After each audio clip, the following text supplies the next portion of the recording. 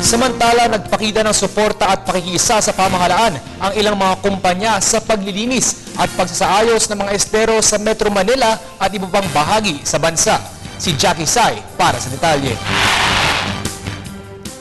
Nakikipagtulungan ng iba't ibang grupo sa gobyerno at pribadong sektor upang mapangalagaan ang mga estero ng ating bansa sa Adopt a Estero program na itinutulak ng Department of Environment and Natural Resources o DENR. Patunay dito ang 430 bilang ng pribadong sektor na porsigidong makatulong sa pamamagitan ng funding ng cleanup drives at campaigns na ginagawa sa sinasabing programa. Nakikiisa rin ang Metropolitan Manila Development Authority o MMDA at Department of Public Works and Highways o DPWH sa NCR upang maalalayan ang mga kumpanyang nakilahok sa paglilinis ng mga waterways.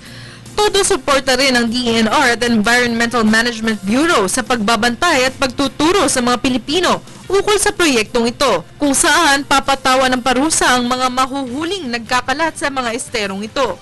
Sa tulong ng iba't ibang sektor na ito, inaasahan na magiging matagumpay ang paglilinis sa 232 waterways sa bansa. Para sa Telebisyon ng Bayan, Jackie Sai.